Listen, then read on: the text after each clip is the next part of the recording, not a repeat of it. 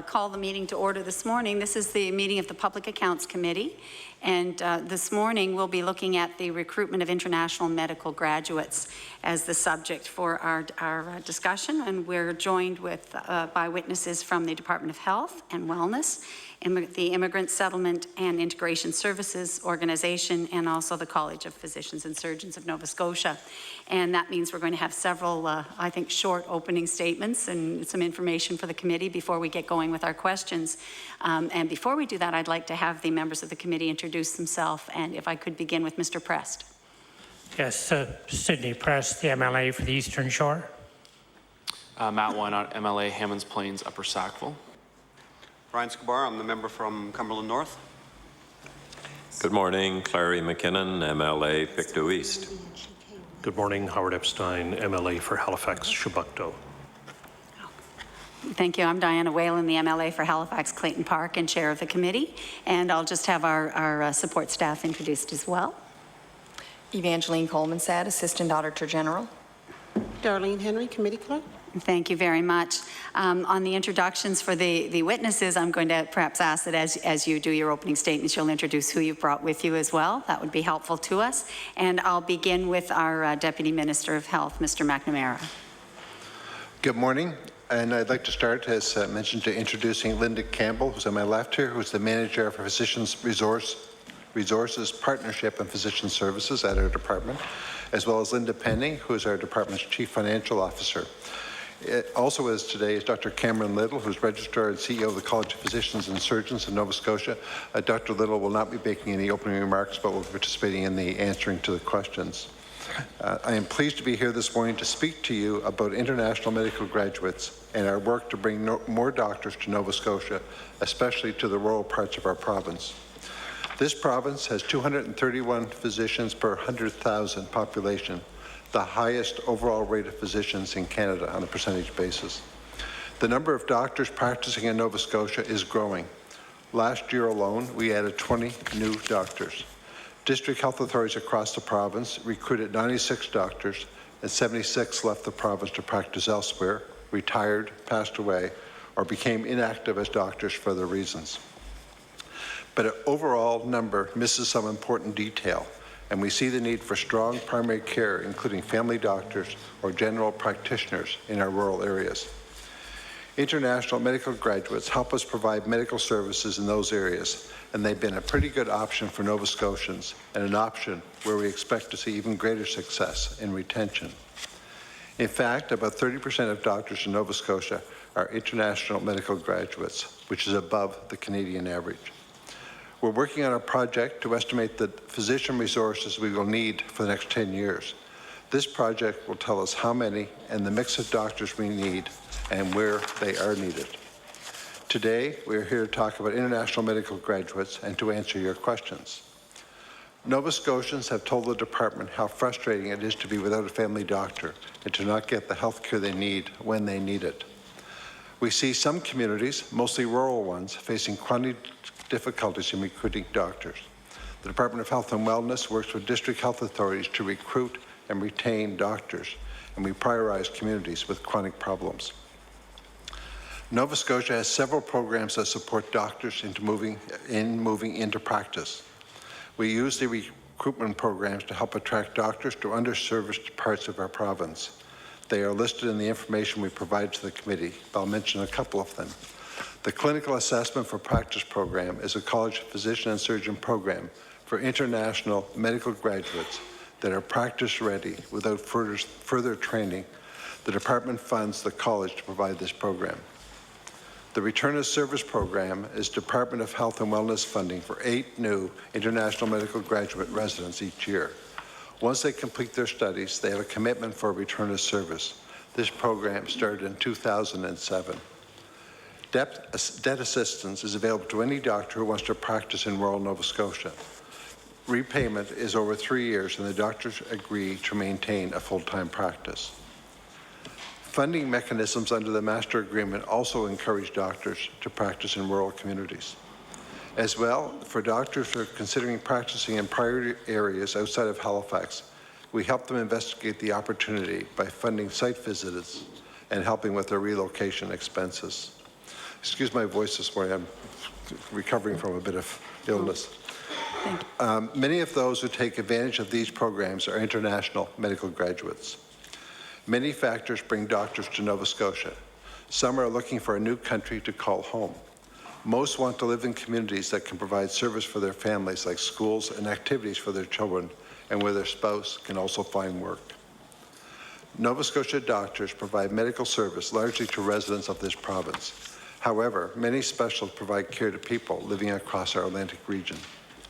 Nova Scotia also has a group of doctors who, in addition to providing patient care, conduct research, train other doctors or other healthcare professionals, and fulfill leadership roles within healthcare. This is a fairly complex structure providing medical service, and we're working now to determine what will be the right number of mix of doctors for the province for the coming decade. At the end of our physician resource project, we will have considered changes in demographics, changes in the health of Nova Scotians, changes in the way medicine is practiced, and the way healthcare is delivered. In the fall, we expect to have a clear picture of our physician resource need, and we will work with our partners, Doctors Nova Scotia, the Medical School, the District Health Authority, and the College of Physicians and Surgeons of Nova Scotia, who are here with us today, to turn the projections into a healthcare service. Changing roles among healthcare professionals and advances in information and other technologies are expanding the ways the health system can meet patients' needs while remaining affordable into the future. As the system goes through these changing times, we move carefully. Doctors make decisions every day that can affect people's health and their lives. We need to be sure any doctor practicing in Nova Scotia has the full training and expertise needed to provide the types and level of service that Nova Scotians need and expect. That is the role of the College of Physicians and Surgeons of Nova Scotia, and we do support them in that work. Thank you for this opportunity, and we look forward to answering your questions. Thank you very much, Mr. McNamara. And I think perhaps Ms. Kuchar, you have a few opening statements. I know you've given us a package.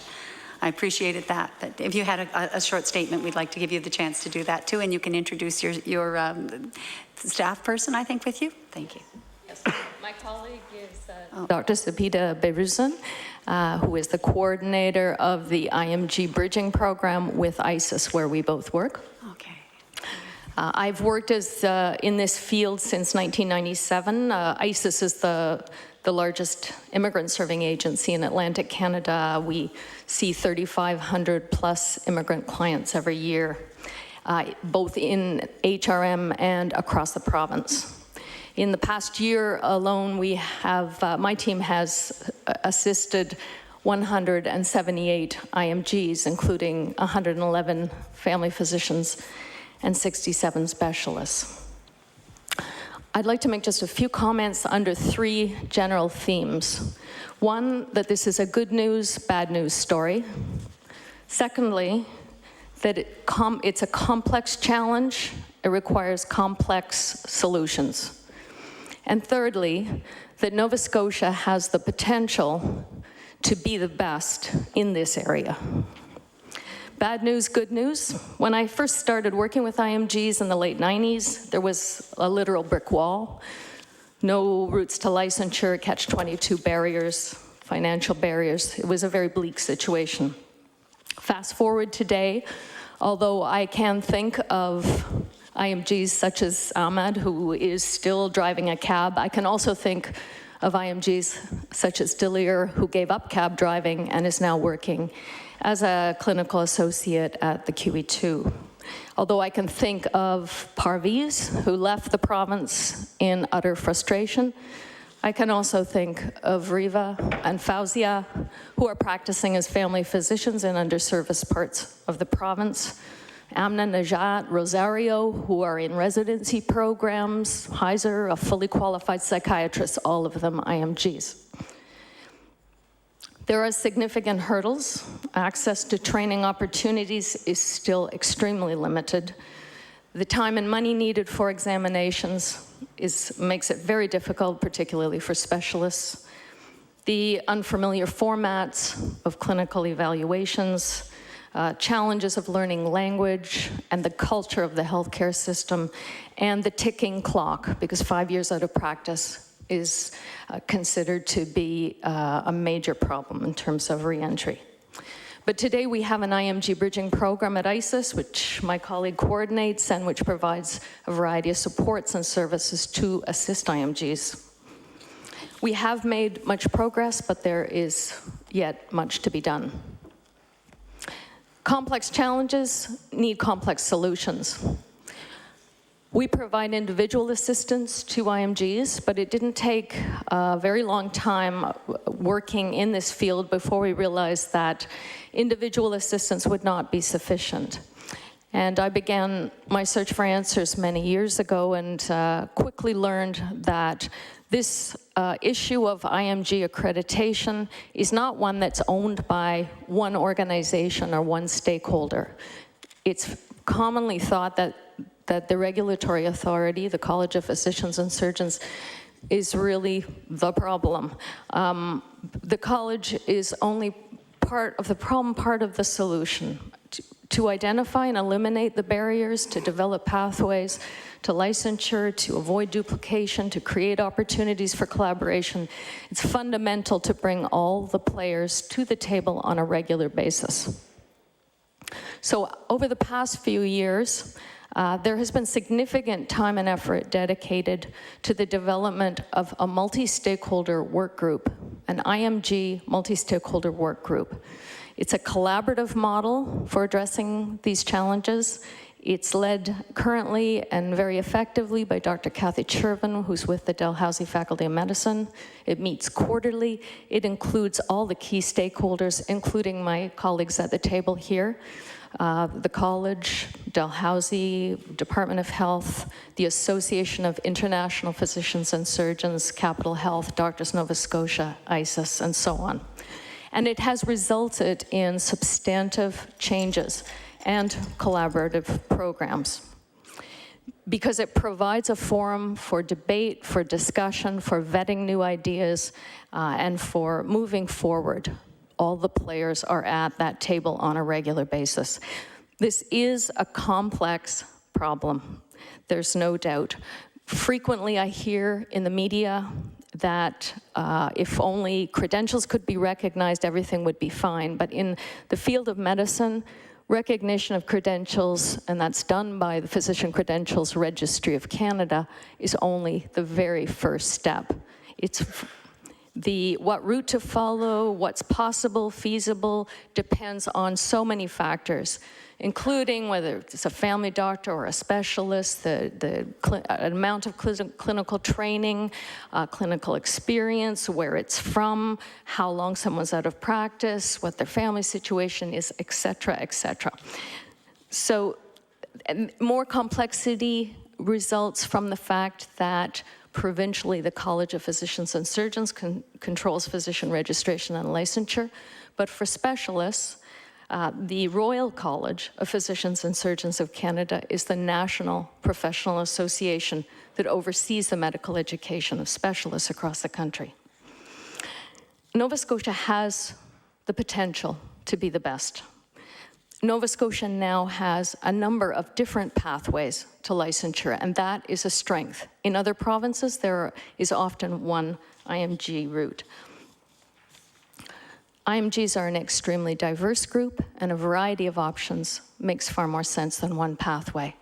So with the stakeholder group, number of routes to licensure, the practice-ready route for family physicians with the CAP, the beginning of a specialist route to licensure, the Immigrant IMG clerkship program, which is unique in Canada, residency programs that are designated for IMGs, the bridging program, and the availability of clinical associate positions all set Nova Scotia up to move forward. The foundation has been laid, but we are not there yet. And I will present some suggestions for moving forward in my concluding remarks. Thank you very much. Thank you very much, Ms. Kutcher. As everyone can see, Ms. Whalen has stepped down for the moment because she'll be asking some questions. Our procedure is to go in 2 rounds. There will be an initial round of 20 minutes for each caucus to ask questions, and then there'll be a second round, and depending on how many minutes we have left, it will be divided equally amongst the 3 caucuses. I should note that since we began, we've been joined by Mr. Alan McMaster, MLA for Inverness. And we will now start our first round of questioning with Ms. Whalen. Thank you very much, Mr. Chair, and certainly welcome to everybody. I'm really pleased that we have a chance to talk about this issue today here at Public Accounts, and hopefully get more answers and see a way forward. First of all, I'm really glad to hear that there's been such progress. I know in the time I was first elected, 2003, there wasn't much activity, and I do see a big difference, and I'm really pleased to see that. And I think a lot of us may speak about what we hear as MLAs and the people that visit us in our offices. And while I recognize often it will be people who are having difficulties that come in, those that have made their way through the system may not visit us, but we do hear the stories of people who are frustrated, feel that the avenues to licensure are difficult or maybe insurmountable. And so, my perspective as an MLA is I want to respond to that. And I also hear the issues of shortages of doctors, particularly in rural areas or underserviced specialties. So, we feel like there's a little bit of a mismatch still going on, and we want to do what we can to improve that. And I think there's a human element here too, which, while we're talking about numbers and the process, I don't think we should ever forget there's a human element of people who've come to Canada with high expectations. We've actually encouraged them because of their education, and they come here and are often very disappointed or meet with obstacles that were unexpected. So we need to make sure people understand the process before they come, and that we have avenues to help them. I know it's going to be a little difficult about who the questions are, so I will, Mr. Chair, try and mention exactly who I think should answer them as I go. But I'd like to start with a little more understanding of the CAP program numbers and how that has been working. And so I'd like to begin with Dr. Little, if I could. I had figures from the year it began, Dr. Little. It started in 2005 with 60 participants in the first section, or session, 12 of whom were living in Nova Scotia. And I'm wondering if you could tell me in the most recent application process how many applicants were from Nova Scotia and how many you had in total. I can't give you the exact figures, but we've had over 200 physicians as applicants for the CAP program, and roughly 20% have been successful in being licensed and practicing in the province. So it's around 52, I think. Actually, Linda Campbell could probably give you the more recent numbers. The applicants must be permanent residents or citizens of Canada. We don't actively take physicians who are overseas. So no.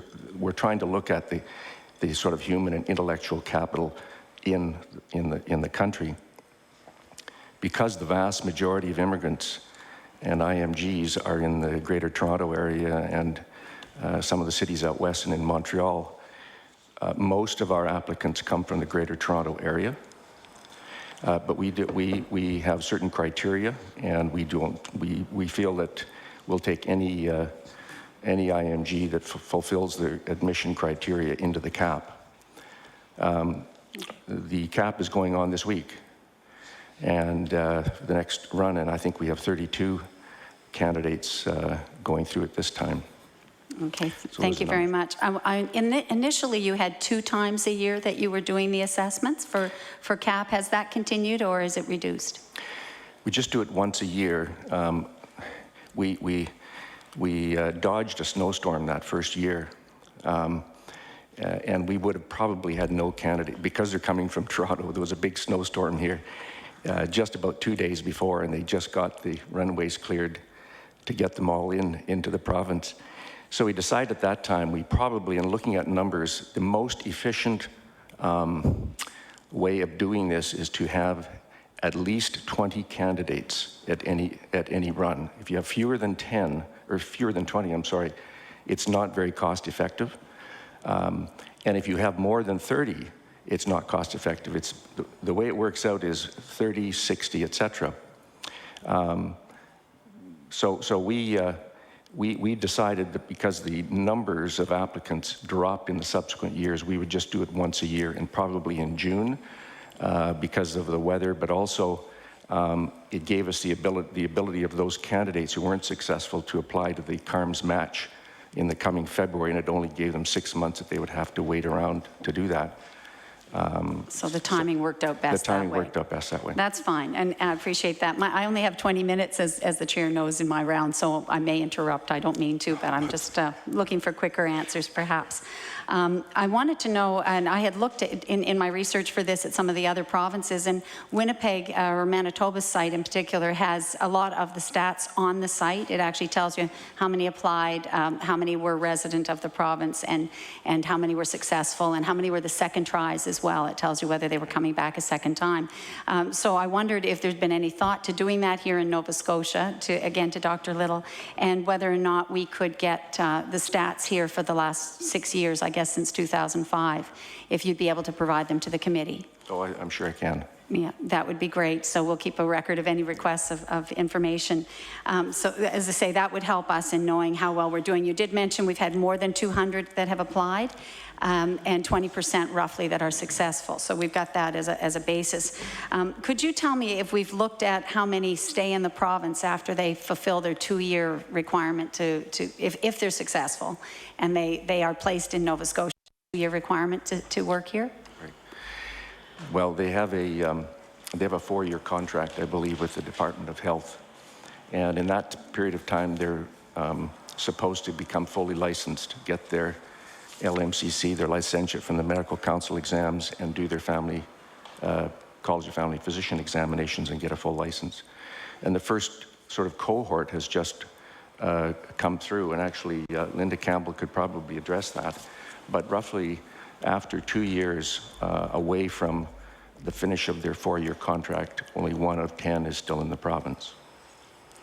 So basically, once they get their full license, after 2 years, you say they take their national exams, is it? Or? They get 4 years to do their full exams, and then if they do that, they get a full license. And then they're free to go anywhere in Canada? They're free to work. They're free to go anywhere in Canada. Maybe, Ms. Campbell, you could provide a little bit more context around that. Is it true we have 1 in 10 that have stayed in the province? For the first cohort that did the exam in 2005, there were 10, and 1 is still practicing in the province.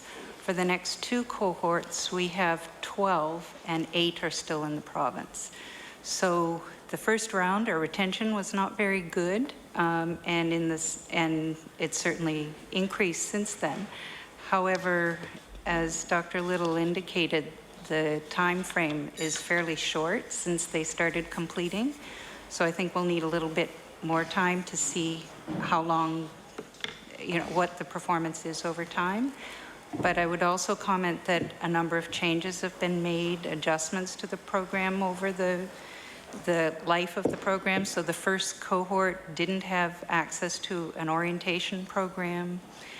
They didn't do site visits to visit the different communities that they would be available to, and now that has changed significantly. There is a 1-week orientation for all candidates who are successful, and then they do a 1-week tour of the province to the communities that are available, meet with the medical communities, visit the schools, whatever. So you'd get a better match, perhaps, in terms of... And gives them more of a sense of options as well, as opposed to, in the first cohort, I think they were given they may have been given very little option. Can I just check the numbers now? You say in the next following 2 years, there's 12 in each year, is that right, or 12 in total?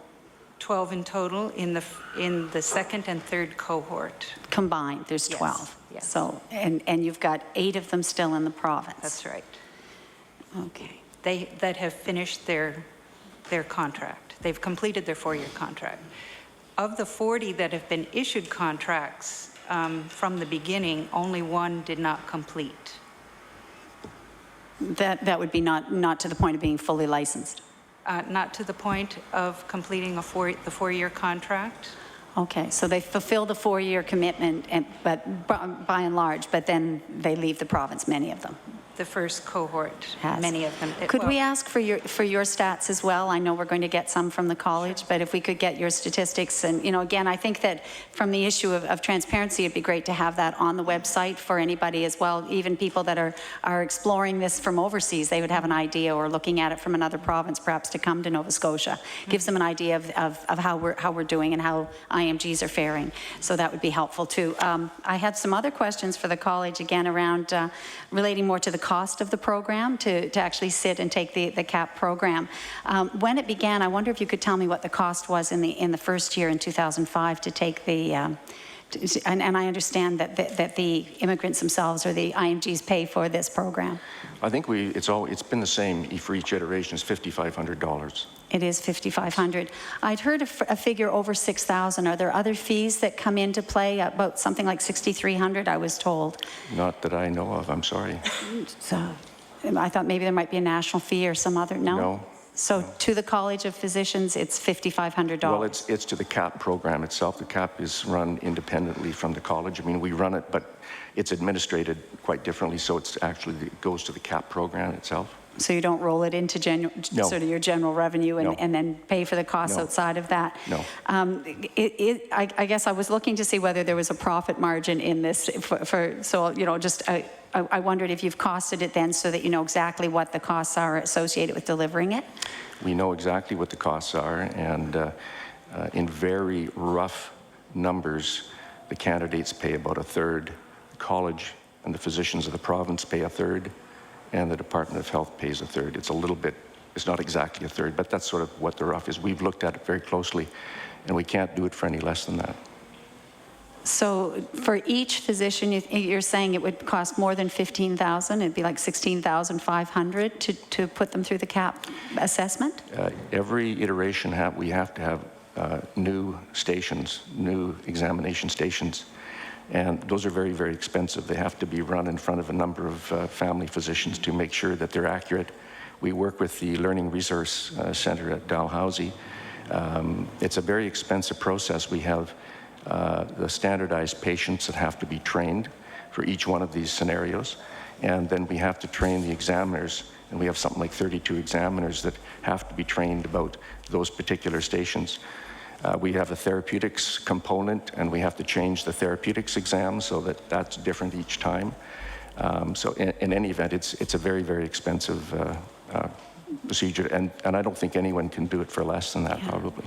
I wonder if you'd be willing to break down the costs for us again, and I don't expect you to have it today, but would it be possible to get a breakdown of those, you know, significant costs that are involved in preparing for the exam each time? Sure. And I think that would just help again in transparency, because it seems like a very high amount of money for individuals. And again, I go back to the personal side, where these are people who've come to Canada and are probably not working while they prepare for exams, and then they have a very large fee that they need to come up with while they maintain their families here. So it's, you know, there's a lot of pressure on them. Yeah, well, I should just clarify the cost to the college. We give a lot of it in kind. Mm-hmm. In other words, we pay the salaries of the individuals.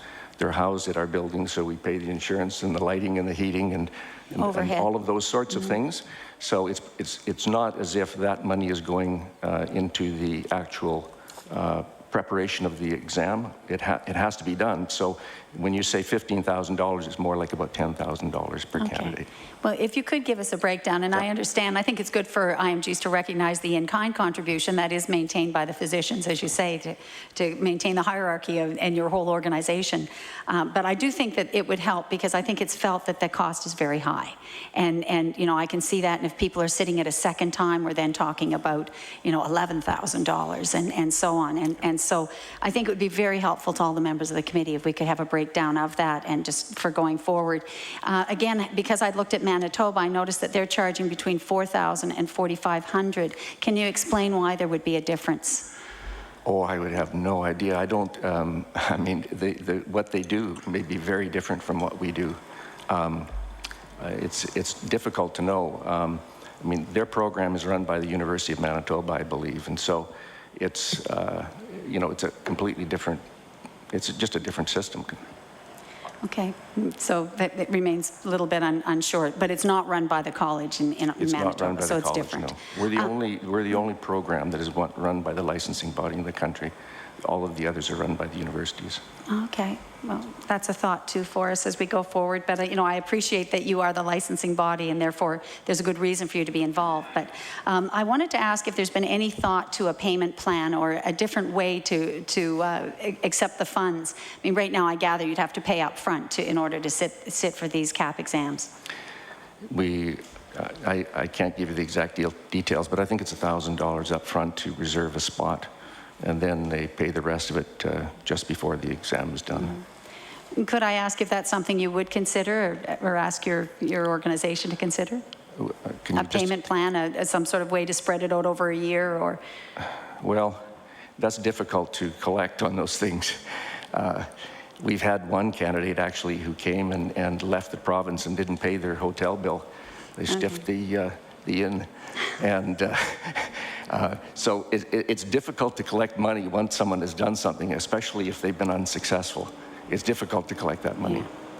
I wonder if the Department of Health has considered, or I'm sure you've been asked about some ways to assist with the CAP costs. Perhaps the Deputy Minister would be able to tell us if there's a way to look at this or any suggestions. We have difficulty in finding money to fund programs for medical students in any aspect. We do provide support in many ways for individuals to the residency program, but in advance of, I'm afraid there's no funds for that. Okay, thank you very much.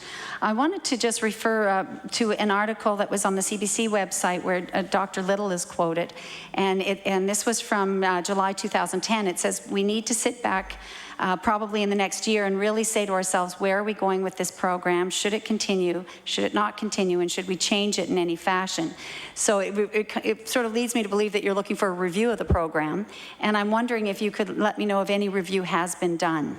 Dr. Little. We have done an informal review of the program. We've looked at improving some of the aspects of it, especially for the successful candidates, improving the orientation for them, as Ms. Campbell alluded to, doing a number of other things.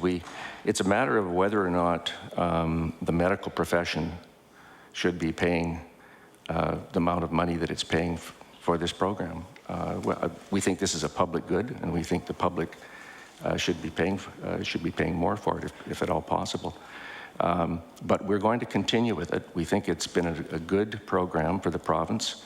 We put roughly the number of international graduates into rural Nova Scotia that would be the equivalent of a medical school class over the past 5 years.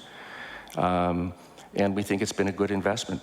It's been a good investment of ours, a good investment by the public, and a good investment, quite frankly, by the candidates themselves, because these people are now working and supporting their families and contributing to the society. So I think it's been overall successful. So at the moment, we're going to carry on with this program. I'm glad to hear that. Definitely glad to hear that you see it as a public good as well, because I think it is, and it's helping rural communities.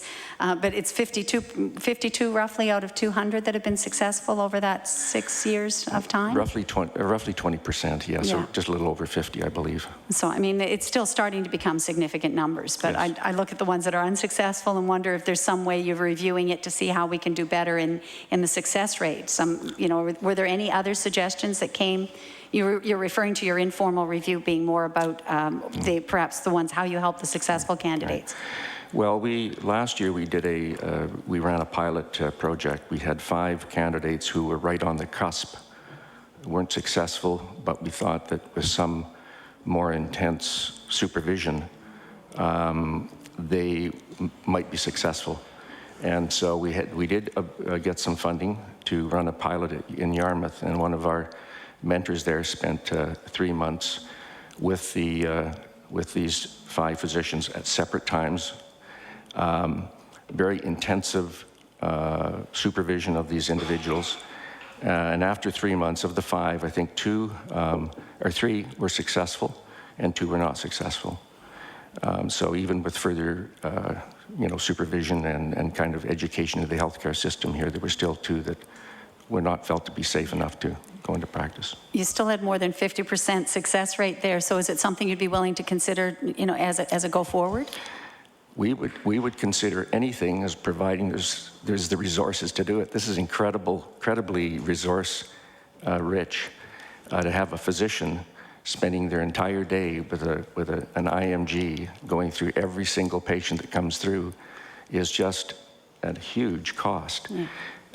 But we'd be willing to do anything provided that we have the resources, the financial and the human resources to do this, but it takes a lot. Thank you. And I know my time's drawing short, but I'd like to ask you about whether there's been any consideration about having some kind of means to support Nova Scotians first, because you mentioned people coming in, from a large number from, say, the Toronto area or outside of Nova Scotia. We have immigrants who've chosen Nova Scotia as their first point of entry. If they come here initially and have made a commitment to Nova Scotia, is there any way that we can recognize that through the CAP assessment? Actually, Dr. Little, I'm sorry, I have to interrupt. The time for the first round is actually gone. Perhaps we'll get to that question later on. I'll move now to Mr. McMaster on behalf of the PC Caucus for the next 20 minutes. Thank you, Mr. Chair, and good morning, everyone. I know in Inverness County, if I may speak about the area that I represent briefly, we have a lot of physicians who immigrated years ago, and they're still with us, and some of them are getting, I guess you could say they're past the traditional retirement age, but they're still with us. And so we've seen firsthand how valuable people who come from other parts of the world are in rural areas of the province. And they've certainly made themselves at home, and they're part of our communities now. I went to school with some of their children, and so it's been a very successful situation there, and I congratulate you on the work you're trying to do to assist Nova Scotia with its needs for physicians and surgeons. I do have some questions, and I'll start. My first one is the whole process. I was speaking to somebody recently who is a physician in another country who's now in Canada, and they've decided that they've liked living in Nova Scotia, and they've decided they'd actually like to stay here.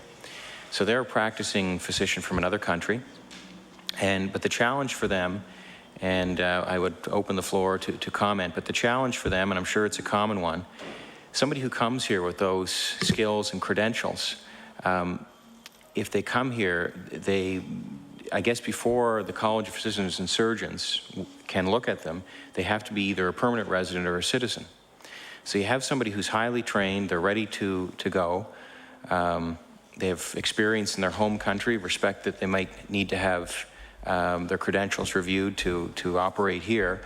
But in the case of this person, they don't have a job here. They can't get a job in their field because, though, despite the fact they're trained for it, their credentials are not yet recognized. And to become a permanent resident or a citizen, you need a job. So they're kind of caught in the middle. What would you have to say to people who are in that situation? What advice would you give them if they commit, yes, I want to stay in Nova Scotia, I have experience, I've been educated, I've practiced as a physician or a surgeon elsewhere, I'm willing to go through the process to have my credentials recognized, but I can't go anywhere until I get a job. Do we have a volunteer to take a whack at this? Dr. Little. Well, they could try to get a work permit. There are doctors who work in this province with work permits. And then they would, if they would go through an application process and try to get a job. And then at the end of the work permit, they would apply for permanent residency or that way. So that's one way they might do it. Sure. And just building on that, I know that most people who come to Canada, in order to get a work permit, they have to identify a job, and I know there's some restrictions on that because you can't just take any job. It has to be shown that no Canadian or no Nova Scotian, I guess in this case, is able to do that job, and I think the employer even has to advertise and prove that they've tried to hire a Nova Scotian first. So it's a bit of a difficult process to get a job for somebody who's come here. Is there any support that any of the organizations that are here today can offer to somebody who's in that boat? Ms. Kutcher? Sure, I'll speak to that. Unless a physician is coming through the academic route to take up a post at the university, it would be very difficult to enter the country under a work permit to identify an employer when the individual wasn't licensed, I think would be quite challenging. However, it is possible, and many physicians have entered the country under the federal skilled worker program, which does not require that a job be secured prior to arrival. As probably most of you know, that route takes quite some time.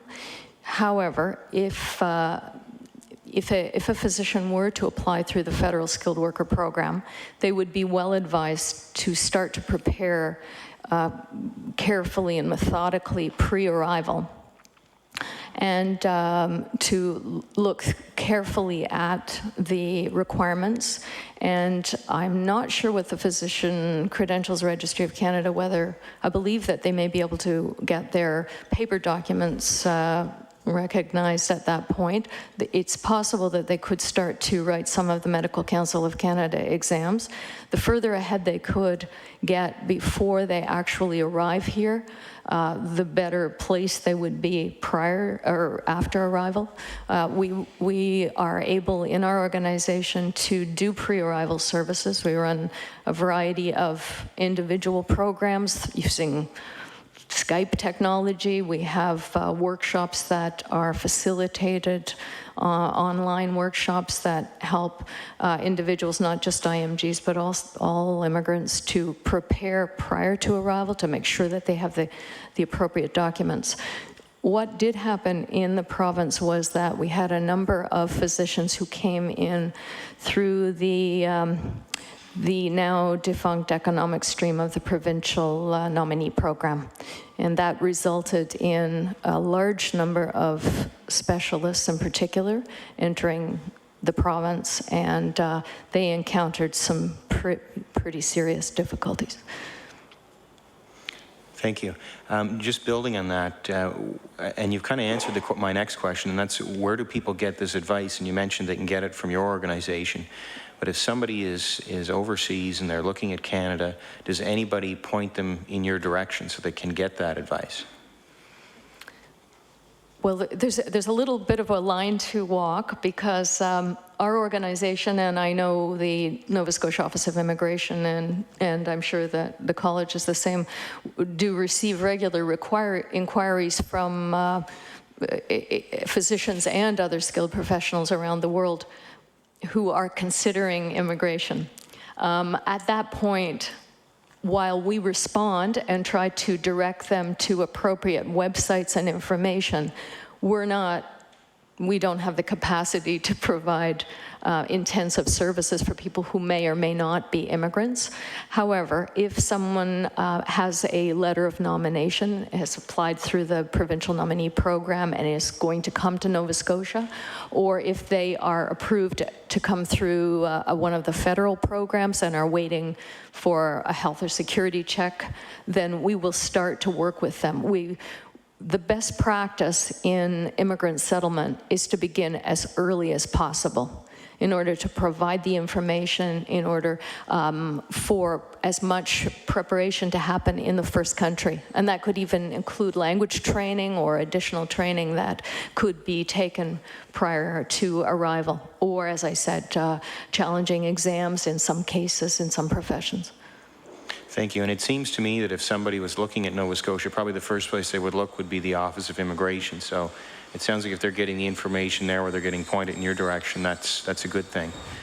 My next question, should we be looking at, if we're sincere about trying to bring doctors into Canada and here into Nova Scotia, should we be looking at jobs that they could get in the healthcare system?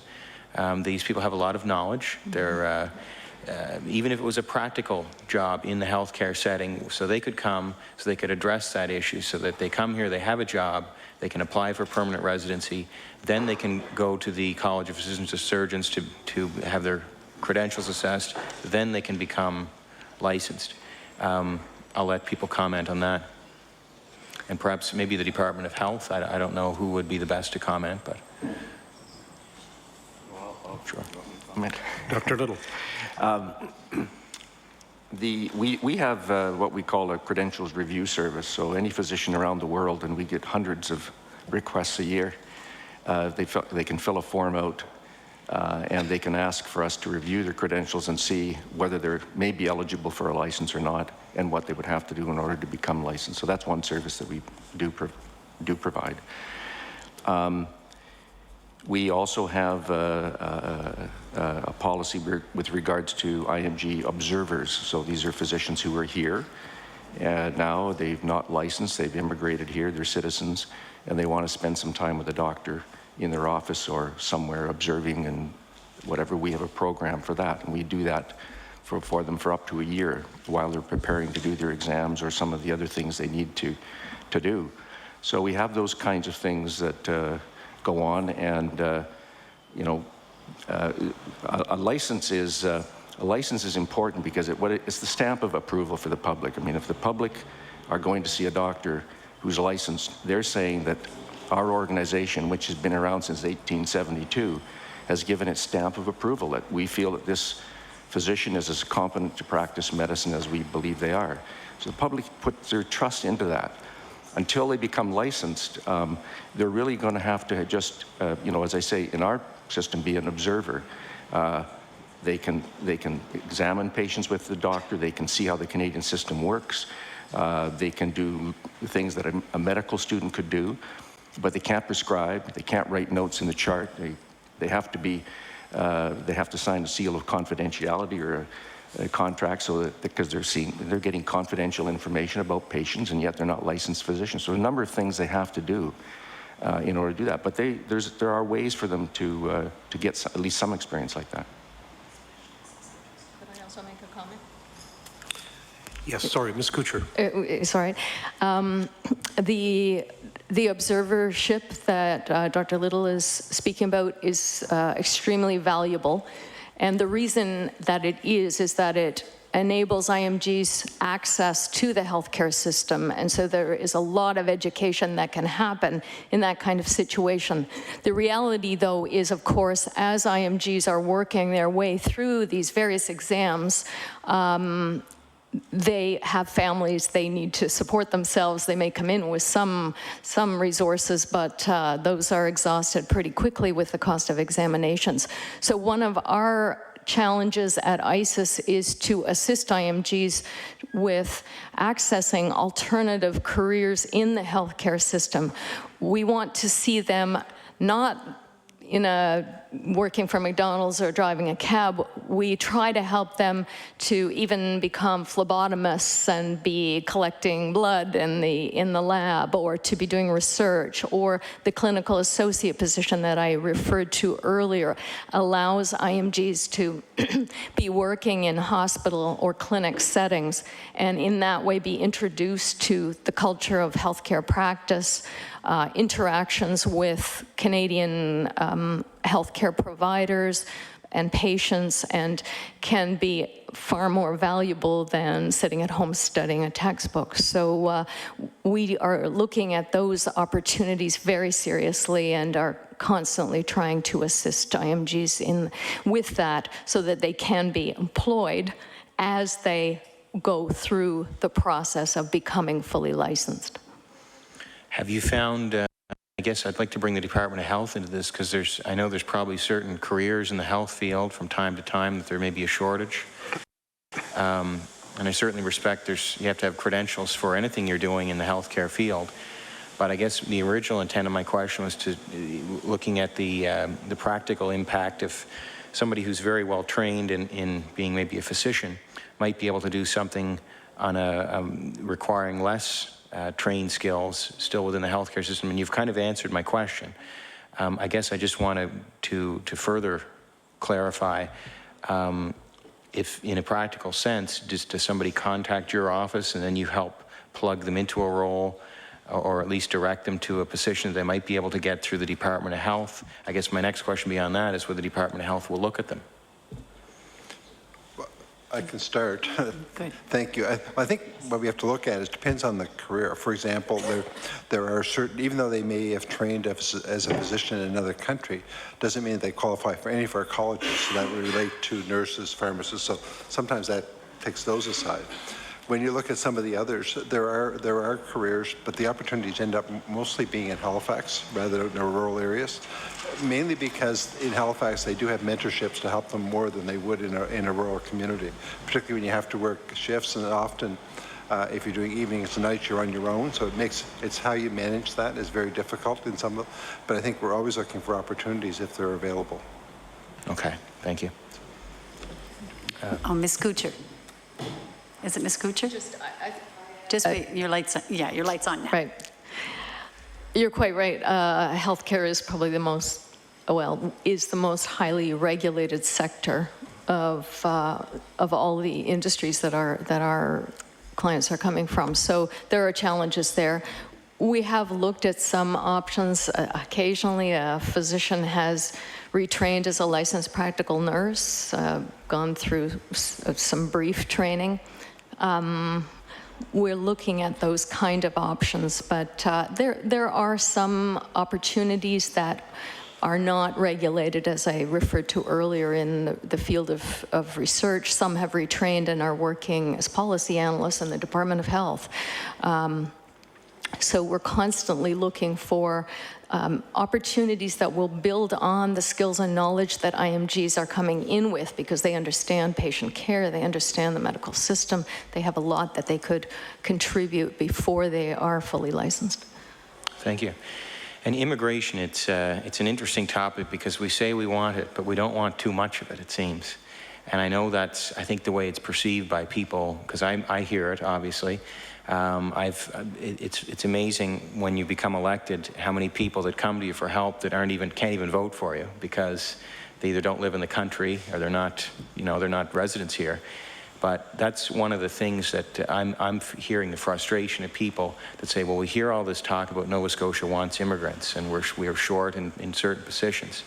But then in a practical sense, when they try to come here, they face all these walls. And I know we can't completely open up the floodgates because we have to maintain standards, and we also have to be fair to Nova Scotians because there's lots of Nova Scotians who who are choosing these careers as well, and they deserve, since they've grown up here, they deserve a priority. I'm sure we could all agree to that, but I just say that for the record because that's what I'm hearing out there is a lot of frustration for people who are trying to come here, and they're hearing that we want them, but then when they actually try to go through the systems, they don't feel that welcome. And so I just say that just for as a comment. The question that comes to my mind as our world becomes more global, and there are high standards, I'm sure, everywhere in the world for health care systems. And we often think we have the best in Canada, but I'm sure there's some in other countries that are just as good and maybe even better. And I know I've traveled different parts of the world and I've been amazed at how quickly I've gone.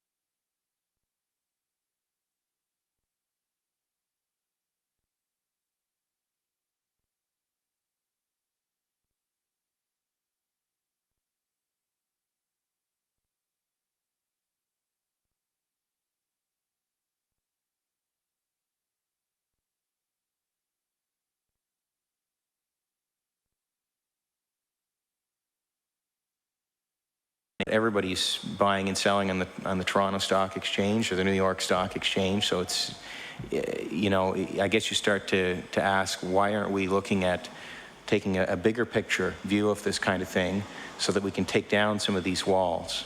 And I guess the question I would ask is why not an international medical standard or perhaps a national medical standard for anybody who's coming to Canada?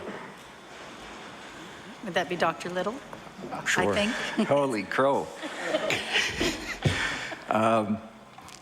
Well, first of all, the United States at the moment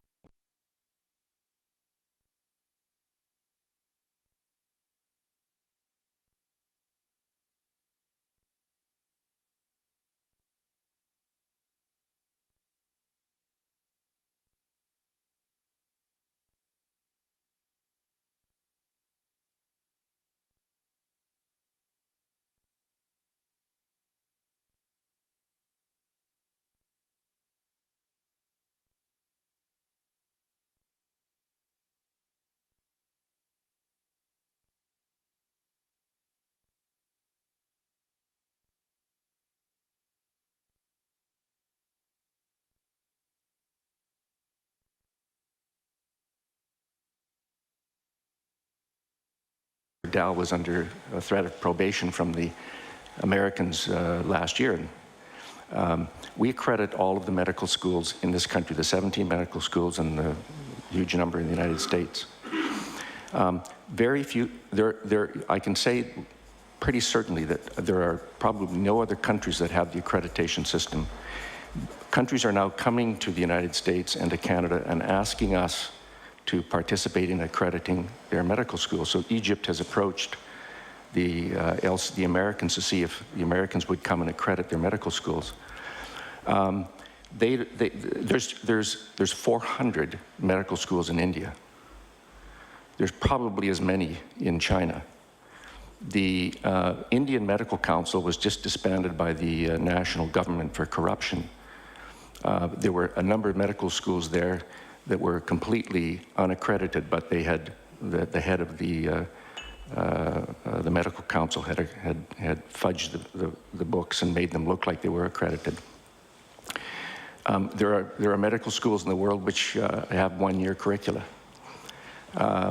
So it's very, very difficult to get a world standard, and there is a world organization that's based in Copenhagen looking at medical education around the world, but to get a international standard is going to be very difficult. And quite frankly, the third world is looking to the U.S. and Canada to assist them in going through some accreditation process. Well, so it would be a great idea, but boy, that's a big project.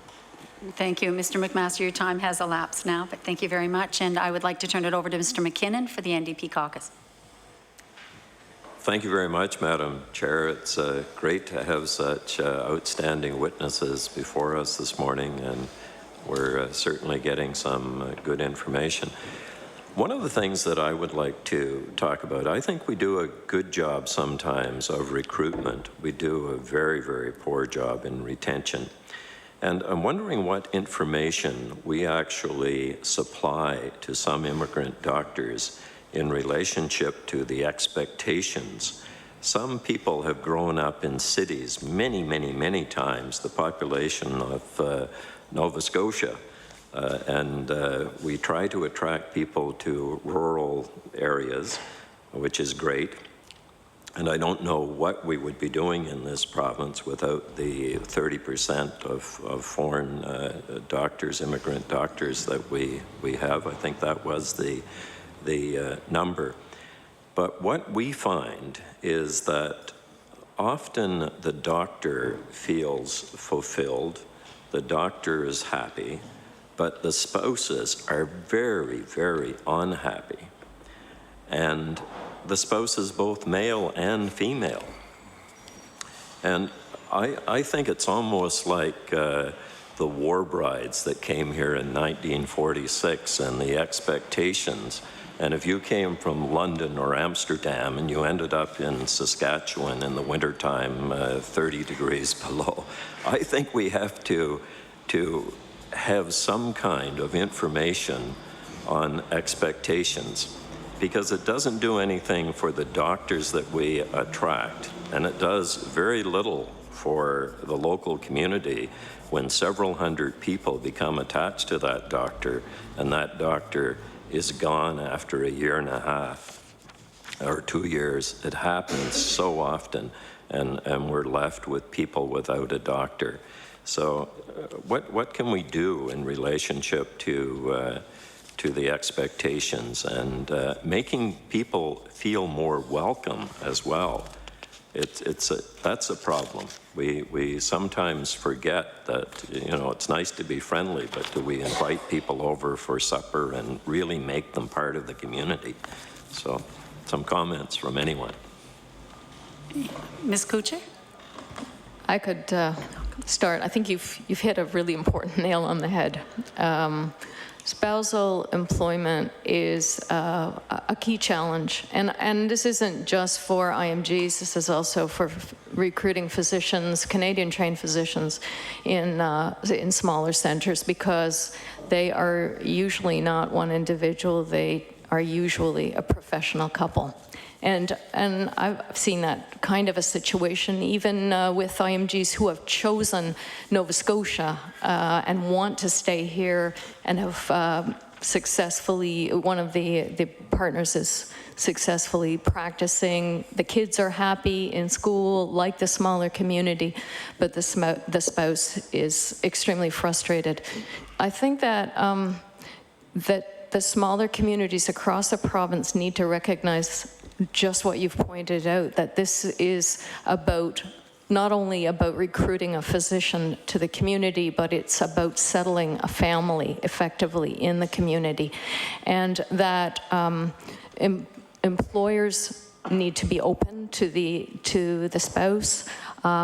In our work, we engage with employers very actively and are increasingly doing that across the province. So that's an important step forward. But really, that recognition has to come from the community itself.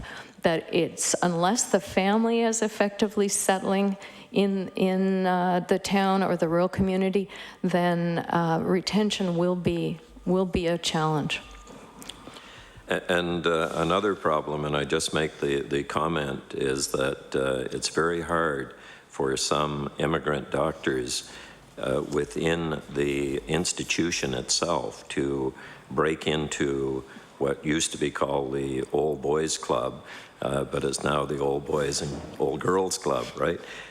So that's just a comment. I think staff have to make people feel more welcome and be willing to give the new person a role as well. Could I make a brief, oh, sorry, Ken. Just very quickly, Doctors Nova Scotia is the professional association for physicians, and we have tried over the past number of years, and we have been working productively with Doctors Nova Scotia, but we've broached them with the idea, and I say we, it's not just ISIS, but Dalhousie and other partners, with the idea of creating an associate membership that would signal a welcome into the profession and would allow them access to supports like the e-library that's available and so on. And that has not been possible. I think that the profession, we are moving forward. Access to grand rounds in the hospital, the observerships and so on are indicators of some progress. But again, I would agree with you on that. I think that there need to be concrete ways that the profession itself opens the doors and greets IMGs as colleagues and potentially licensed physicians in the system. Mr. McNamara first. Yes, you've been waiting. Thank you very much. I just wanted to respond in a couple of ways. And I think even when we talk about the number that go through the program, retention is extremely important, even to keep those that we have licensed. And from my experience in the past as CEOs of District Health Authority, I can tell you that the community plays an integral part. And if they're not a welcoming community, individuals will not stay. I can give you one example of an international medical graduate who was in our community, and the individual felt that her husband, it was a she, her husband had not been invited to anything in that community. So they left because there was no interaction for that spouse who felt alone. The second one I can respond to relates to the spousal job, and Linda mentioned one individual who did not complete the program. The reason the individual didn't complete is the husband could not get a job locally. So he was in Toronto with 2 young children, and she was trying to go through the program here over a few years, and that's very difficult in a family. One of the things that we've done that are trying to help this is, one is having the site visit in advance to try and help the community become part. The second thing on the spousal job that we are doing, particularly relating with the DHAs, is that if there is an issue now with a spousal trying to find a position, we try and look through the rest of government and talk to my peer deputies to say, is there a position that they may be able to help to be able to employ the spouse so that we can try and keep them in the community. But we have to continually work on those type of things. And quite honestly, the community has to be a partner with us in retaining individuals as much as anything the college can do, Department of Health can do, or DHA.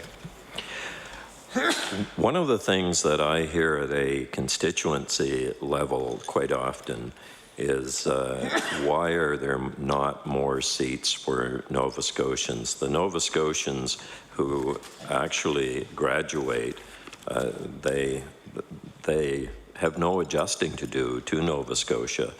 And I think of 3 recent graduates from Barney's River in my constituency, 3 brothers who have gone through the medical system. And they in fact know Nova Scotia, and they're, you know, there's no adjustment for them. So just as recently as yesterday afternoon in my constituency office, an activist was in saying, why can't we have more Nova Scotians who qualify getting into Dalhousie? And what really bothers them, and the term is seats for sale, where an oil-rich nation can actually have students coming to Dalhousie. And rural people believe that some potential Nova Scotian students are in fact being displaced by such action. So comments on that, if you would. Perhaps I'll start. The sale of the seats to Saudi Arabia, which is the ones you're referring to, we're not taking away from seats for Nova Scotians. The medical school seats that were available for Nova Scotians are the same as last year, the year before, and even with the addition ones the Department of Health put in. What happened is when New Brunswick set up its medical school, students are going into New Brunswick, so those seats that were previously sold to New Brunswick, to use that word, are being sold to Saudi Arabia. So it's just taken from New Brunswick to Saudi Arabia, not from Nova Scotia. The second part you were talking about in terms of more Nova Scotians is, I assume, I'm not sure if you're referring to those that graduate through the offshore medical schools. Is this what you're referring to? Just to clarify the question. Could be, yeah. Okay. Go ahead, There are individuals, again, who go through other countries to get their medical training, and they would be treated as an IMG or international medical graduate, no different than an individual coming from Poland, for example, that go to, so they would have to go through the same process. There is, and Dr. Little can talk about the success rate more than I can, but again, we still have to come to meeting the standards of the College of Physicians and Surgeons in Nova Scotia and being able to practice in our culture. Deputy, I have a great respect for you and what you're trying to do within the department that you're employed with. However, what annoys Nova Scotians is what you just said.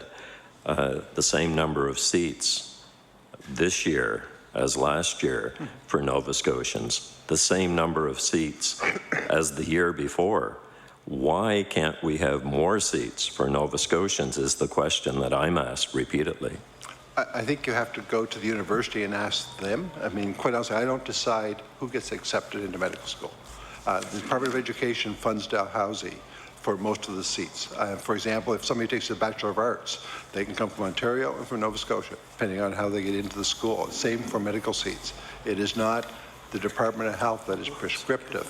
And even what we're trying to work our way through is the Department of Health paid for a number of additional seats. We're trying to figure out, do we actually get Nova Scotians into those seats? And we're working with Dal to understand that at this current time. Yeah, and the only reason I took your words to task, not the department. Oh, no, I understand right? That. Okay. Did we get a promise that we were going to get statistics not on Canadian students, but on Nova Scotian students over the last 5 years? No, it wasn't specifically on Nova Scotia students. No. Can we get that? We're working with, when we get that from Dalhousie, we can pass it on. Okay. That will be a request then. Thanks. Okay. Thank you very much. I just want to very quickly, and I was going to share time with the member for Halifax Chebucto, but he has indicated to me to keep going here. What's happening in other provinces with support for provincial students? And are some provinces ahead of us in what they're doing for getting more provincial students involved in medical schools? I would say, well, I know that on an average, we're better than, on the average, we're better. I would know that the bigger provinces, Ontario and Quebec, for example, would have a higher, but again, their population is much higher in terms of numbers. But I don't have the actual statistics to tell you that. And I will turn the time over, but over the years, I've developed a love for Cuba and have toured a lot of facilities, including medical facilities, had a good tour of a hospital which was doing great work with very limited amount of medical equipment and so on. And do we ever reach out to Cuba in relationship to attracting doctors, many of them with great training, with great English and so on? When you look at the situation in Haiti, Cuba was able to supply 400 doctors to Haiti within days. And, you know, a province like Nova Scotia, if we lost one to Haiti, we would really feel it, right? I mean, is there any opportunity there for enticing folks to come here and adjusting to our system? Dr. Little. Sorry. Well, they can't leave. We do have Cuban physicians in the province. Most of them are doctors who have skipped a fishing boat or come here fleeing the country, but they can't get out. They often can't even get their credentials to come out. We can't even get those from Cuba. There are many countries in the world which actually, by public policy, overproduce physicians. The Philippines, for example, it's a national policy to have a way more healthcare workers, train them than they can possibly use. And the idea is they go away and there's remittances back to the country. And something like a fourth of the GDP of the Philippines is from remittances from healthcare nurses and doctors and various people around the world. And Cuba does the same thing. The problem was that Cubans went to South Africa, and then South Africans were going up into Angola. And the South African Medical Authority had a great deal of trouble with the Cuban physicians because they were not, some of the Cuban hospitals were excellent, some of the physicians were excellent, but there's a huge discrepancy. And that didn't work out very well. And the other issue, of course, is language, and that's a big issue in terms of speaking English here. But they can't get out unless the government lets them. And they're going to Venezuela with Chavez. In the Trudeau days, we used to be able to work a lot of things out with Cuba. It's too bad we still can't. I'll turn it over to the Mr. member Epstein. for Halifax-Shabukdo. Thank you. Mr. Epstein. Well, thank you. And actually, I think this question might be for either Mr. McNamara or Dr. Little. I'm not sure. It's a follow-up on what was just asked. I take it that what we operate is to some extent a passive system, not one of active recruitment aimed at other nations, or am I wrong? Well, I can answer that. We feel that our priority is for immigrants who are in this country. There's a big debate going on in the world of whether it's ethical to be recruiting physicians from third world countries.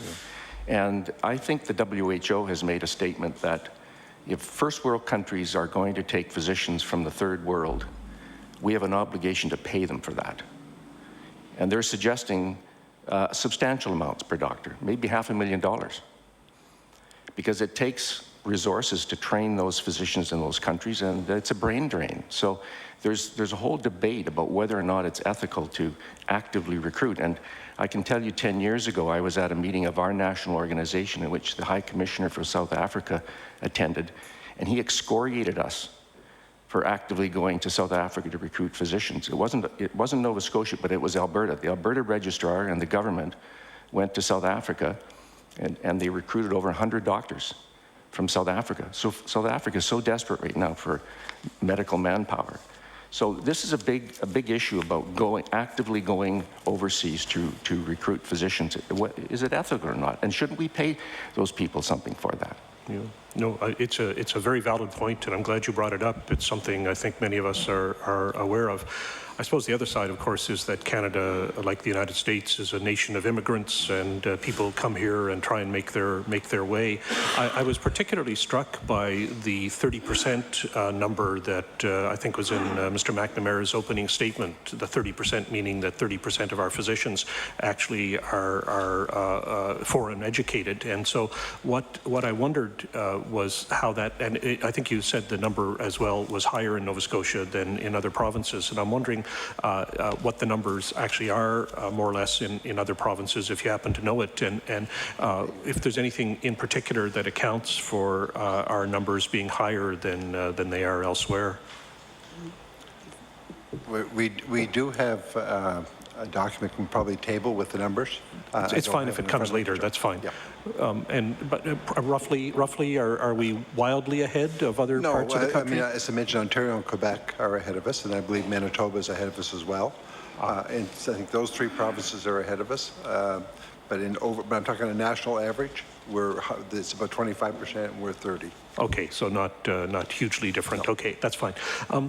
Now, the next question I do have, actually, I think really is for Dr. Little, and I wonder if you could just tell us what exactly it is that the process of evaluation of candidates involves. I was struck by your comments about how difficult it is to actually assess the institutions that they come from, and how challenging that is given the large number of unaccredited by North American standards medical schools there are in the world. Right. And do we take it then that the focus is on the individuals who come forward, and do you, as part of that, try to focus on their institution, or do you simply measure their skills when they come?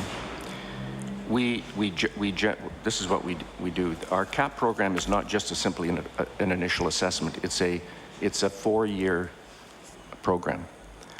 So we take individuals, they have to pass a basic medical examination from our Medical Council of Canada. They have to do that. And they have to have been in practice within at least the last 5 years, because we know that if they've been out of practice for more than 5 years, it's unlikely they're going to be successful, and it's just taking the money from them, right? So if they come into that, we don't really look very much at where their undergraduate was. They go through this assessment, and then those who are successful, in other words, demonstrate your clinical skills with about 14 patients, common problems that you will see in Nova Scotia, problems that have been identified by other family physicians in the province as important things. Those who are successful then, they go to Dalhousie Continuing Medical Education, and they get an education prescription for the next year based on their report, their strengths and weaknesses. And they have to fulfill that education prescription. They have a mentor, and this is going back one of the other questions. We thought a mentor was very important, because that would introduce the physician into the community. We have a practice audit at 6 months. Then at 1 year, we ask patients, colleagues, and coworkers to give feedback on this physician's performance. And every month, the mentor provides us with a written feedback on how this physician is doing. It's a very long process. And then after a year, if they've done well, then they don't need a mentor anymore, and they continue working in the district, and ultimately try to get their Canadian exams, and they've all been successful so far. And we're probably the only province in which they've been successful for getting a full license, because we put a lot of resources into that, helping them succeed, because we want them to succeed. All right, I'm afraid my time's up. Thank you very much. Very helpful answer. Thank you very much, and we're going to change chairs. Yes.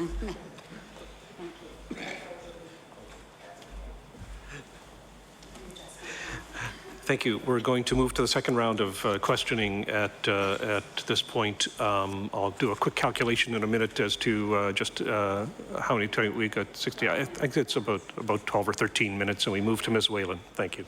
Thank you very much. If you could just adjust my time, that'd be great. Okay. I wanted to try and get through quite a few questions, so I'll ask if we can be sort of brief. My first question is for the Deputy Minister, and I wanted to talk about the clerkships that we offer. There's only 2 of them right now, which are the third-year programs at Dalhousie, and the government, I believe, does support those programs, but it's a pilot, I think. And what I'd like to know is whether there's been any consideration about increasing the numbers, whether you've had a few years now to look at the success rate and to see how it's working, and there's only 2 positions available. So could you comment on whether that's been looked at to increase? I'm going to ask Linda, because she can more appropriately give you the information. Ms. Campbell. Ms. Campbell. Yes, it's a relatively new program. The first group only went in 2008. and with such a small number, evaluation is a little bit challenging at this stage. We are monitoring some figures, but I think we want to see, first of all, how well that program works. Can you say, is the initial success there? I mean, I'm hearing good things. So. In terms of success at the moment, yes, in that those who have entered in have completed on time, and they have been successful in the CARMS match for a residency position in Canada. Okay. So the early indication is good. We'd like to wait and see, you know, the success with completing. Do you have a residency. time frame to review it and to look at expansion? I mean, right now it sounds like you're in a holding pattern. Can you just let me know if you're looking at it? We have been talking with Dalhousie about success indicators and what we want to look at. Okay. Yeah. And in fact, they have done some preliminary look with the candidates at their perspectives, Okay. but jointly we're considering how to evaluate. Well, I'd love to see that program expanded, and I realize it's part of the Department of Health's program, so I'd just like to say I think it's a positive one. I wanted to ask some questions as well about the Canadians studying overseas, and I know it sort of was touched upon by Mr. McKinnon, but what I'm seeing is a large increase in the numbers of our own Nova Scotian students going overseas, and Canadians, in fact. It's a business now in the Caribbean and other places to attract students to come and pay, you know, significantly higher fees to come and study there. Just in my own community, I know of families whose children are studying outside of the country. So what I wanted to know was what avenue they have when they come back to Nova Scotia. My understanding is they would also be vying for seats through the 8 seats that the Deputy Minister referred to in residency that the province has created, 8 for Nova Scotia and 2 for New Brunswick, I believe. And anyway, I want to know how that's playing out. Is there a great demand from Canadian students in the last few years to take those seats? And I don't know if that's Ms. Campbell or okay, Dr. Little, thanks. I'm not sure I can answer your question.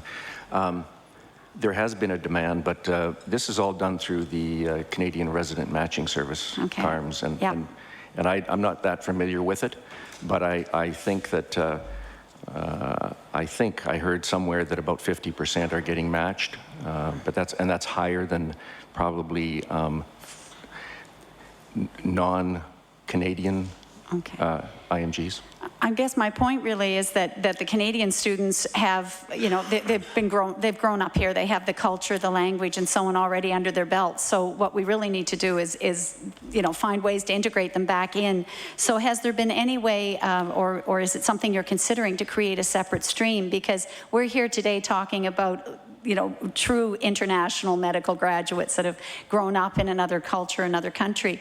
And now we have Canadian students that are, in fact, competing with them for these few spaces in that particular residency program. And there's very few other avenues, as we hear. So is there any, is it on the government's radar screen, I guess I'd like to know, to review that and see that because this is a new trend and there's so many Canadians trying to come back to Canada with foreign credentials, are we looking at any other means? Because I think it's unfair to the international medical graduates, and I mean that the immigrant international medical graduates, to have Canadians fighting for those same few positions. I will start with, I mean, quite honestly, they take training, whether it's in the Philippines or in Poland or other countries. And their training is no different whether they are a Nova Scotian or whether they're someone from another country. Yes, the cultural part and the English part, they do have a better, and that gives them an advantage. I think as Dr. Little has mentioned in going through the residency placement, but the medical training is no different. And there's no reason that we would see to lower the standard for a Nova Scotian going to train outside the country any different it would be for our expectation of somebody who's from another nationality trying to come into the country. Yeah, my suggestion isn't that we lower our standard in any way, but just that we have a separate stream so that those students wouldn't be competing, those Canadian-born students wouldn't be competing with foreign-born applicants, and that there might be merit. And also we have Canadian citizens and Nova Scotians who are coming to us saying, my son or daughter studied in this country and we want them to come home. And again, they're reading about the shortages in Yarmouth or the shortages in Cape Breton of specialists or whatever it may be. So they want to see their young people be able to come back. So Dr. Little, perhaps you could add to that. would just comment that this is a human rights issue too. I think we have to recognize that because they're all citizens here. They're all citizens. They're all Canadians, whether or not they are from another country or they were born in Nova Scotia. And I know that the College of Physicians and Surgeons in British Columbia about 10 years ago actually lost to the Human Rights Commission because they were making certain individuals do certain things more than they were making Canadians. Yeah. And so I think it's a big issue, and we have no control of who goes overseas. Yeah. There's no control. And we don't even know if we need that many physicians, because quite frankly, if you have the bucks now, you can get a medical degree somewhere in the world. Yeah.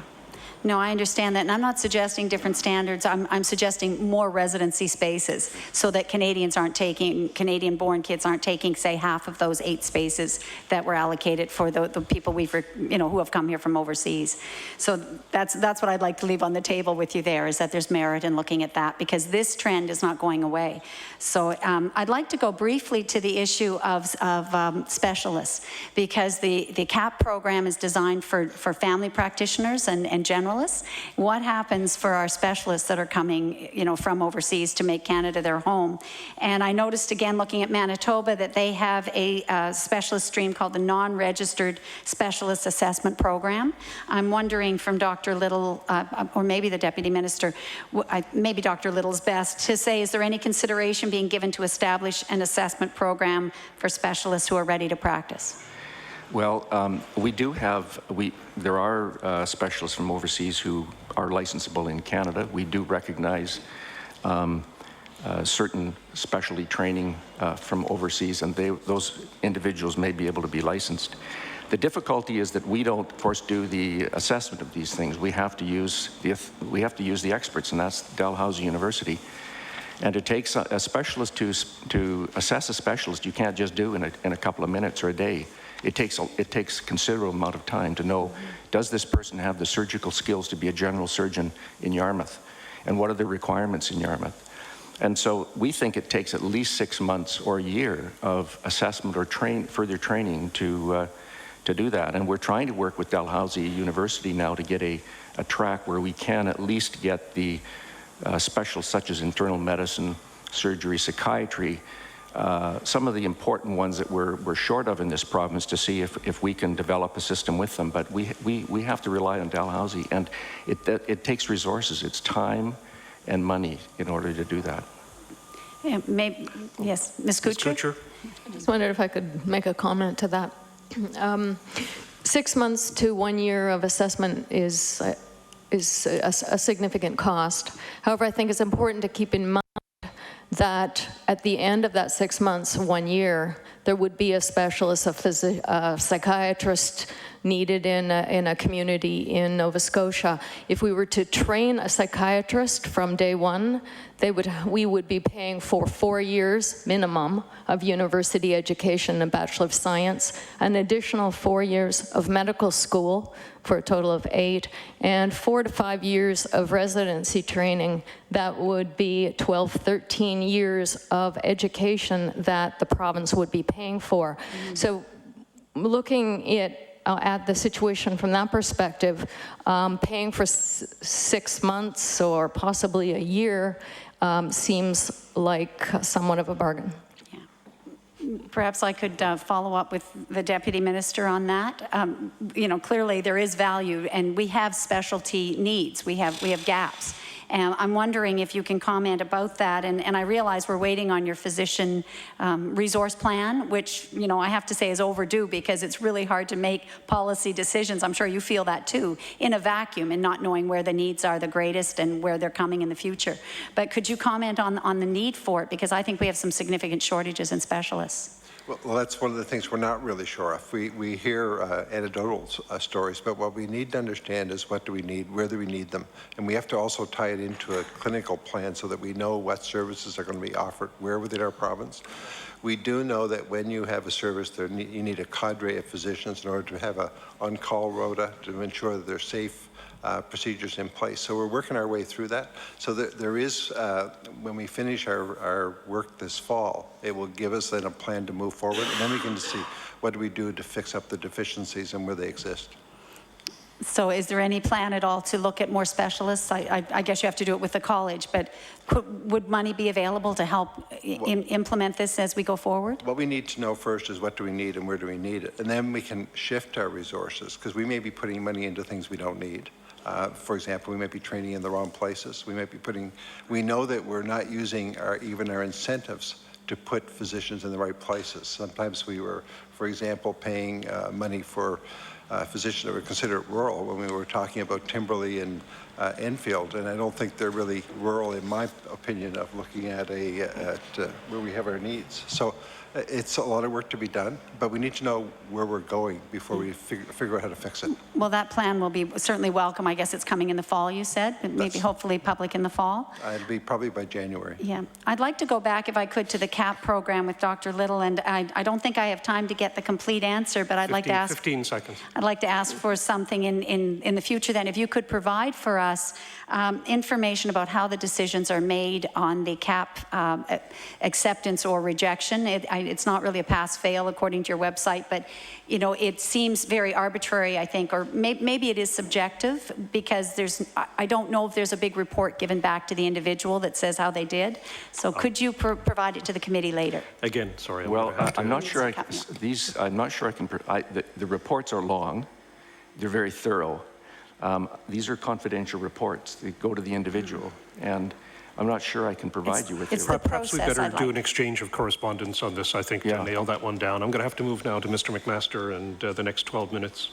Go right ahead. Thank you, Mr. Chair. What is the demand and supply for physicians each year? I asked, what is the demand and supply of physicians each year?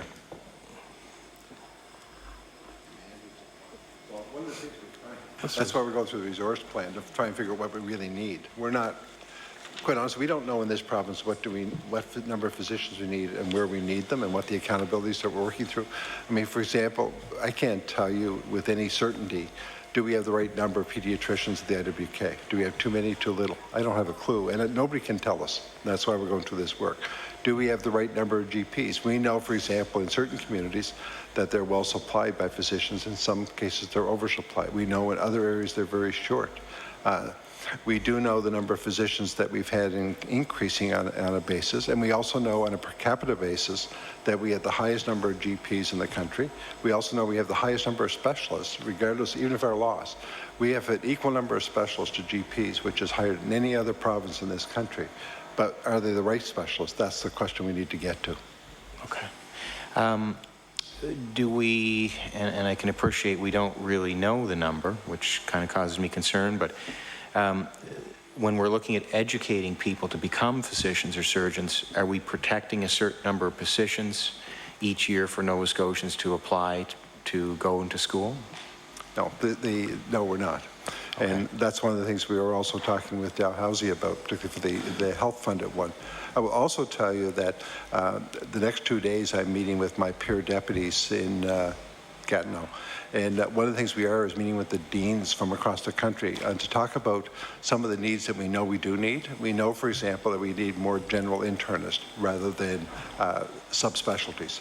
We know that we need more general physicians rather than physicians who specialize in emergency care. We know that, for example, we need more general surgeons.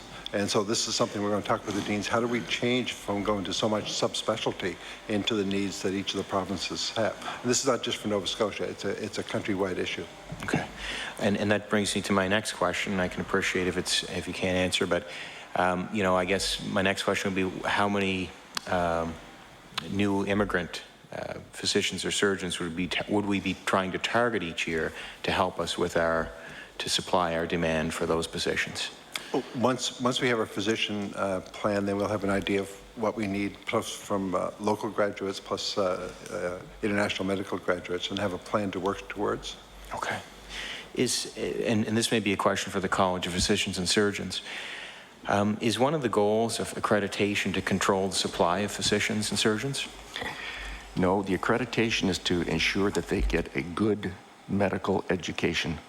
It's there to make sure the universities have the resources to give a good medical education, that they have a curriculum which is up to date and has been reviewed, They have enough teachers. They have enough counseling for medical students.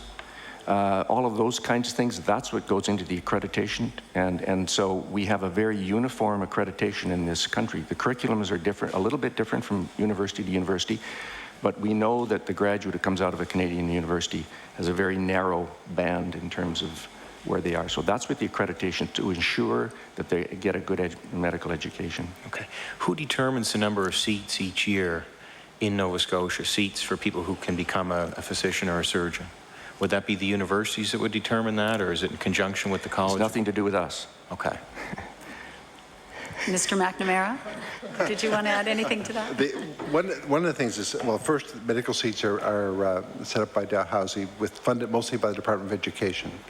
A number of years ago, it was announced that there was additional seats funded by the Department of Health, which we are working our way through. One of the difficulties, it looks like that there may have been the money passed over for the seats, but I'm not sure the accountability was there to guarantee that there'd be Nova Scotian seats. So that's one of the things we're working our way through now. Okay. One of the things, of course, we all understand the importance of having the technical expertise to be a physician or a surgeon. What measures do we have to look at people's attitude, their personality, their compassion for people? Is there some way that we measure people on that basis based on their actions? Boy. Dr. Little. Well, that's a question really for the university, but the admission process is based on a number of things. It's based on your marks, your GPAs and various things. It's based in some provinces on how you do on this sort of MCATs, the medical examination prior to going to medical school. And now I think in this university and in most across the country, they have what are called sort of mini interviews in which the students are given a scenario or are faced with a situation, not a medical situation, but how to address that problem and do it in front of others, or how to cooperate with another student through this interview. So people have done that. People have talked about doing psychological testing. The problem is it all comes down to, are these things valid, and how do you show that they're valid, and how do you know that this individual is going to come out a really good doctor or a crumb bum, and it's a crapshoot, quite frankly. So we just go on what we have right now. Okay. I guess one of the reasons I'm thinking about this is if we're looking at international medical graduates coming to Nova Scotia, culture plays such an important role in how people interact, and sometimes it may not be intentional, but you may have there may be certain people from certain parts of the world that may be a better fit for Nova Scotia. I guess we've probably never done any research into that, have we? I wouldn't expect, but. Mr. McNamara. Perhaps I can answer that. No, I don't think, but I think the individuals from all countries can qualify to be Canadians and can fit into our culture. For some, it may take a bit longer because of understanding the language. And also, we do know that there are practices that are different, but working with them, I think that all individuals can learn, all individuals can change. Some may have maybe easier to be compatible. That's fair, but I think my belief on individuals in this world that with the appropriate amount of mentoring, training, they can be appropriate and work with us and provide good medical care, regardless of where they come from. Dr. Little? We turn that around. I think Canadian physicians also have to become more understanding of immigrants, right? I mean, if you go to Toronto, about 50% of the population there was born outside of Canada. There's 250,000 Tamils in Toronto. There's 200,000 Egyptian Christian Copts in Toronto. So these are huge communities, and it's important that we have physicians both from those communities and people like me who also have some understanding and some cultural awareness of those communities. So I think it's a mixture of everything, really. Good point. I'm glad to hear you say that, because I certainly recognize I love to travel, and I go in different places in the world, and you go into a country where they don't speak English very much, and you realize how your little accents and your little colloquialisms from where you come, even within the province here, how it's hard, you don't realize that they exist until you get into another country. So I guess the purpose of that question was just to try to see if there was any focus on that, because for somebody coming here to adjust, that would be significant. And of course, if we invite people here, we want them to actually have a good fit here and for things to work out for them. I think somebody else would like to make a comment. Ms. Kuchar. Thank you. I think that the languages and the knowledge of culture that IMGs bring to medical practice is a value add, particularly as our population becomes more diverse, as Dr. Little has alluded to. We also work in a variety of ways, though, to assist IMGs who are keen to understand the culture of healthcare practice in Canada. And in our organization and in a variety of other ways, try to assist them to learn what are the cultural norms and practices, how to interact effectively with patients.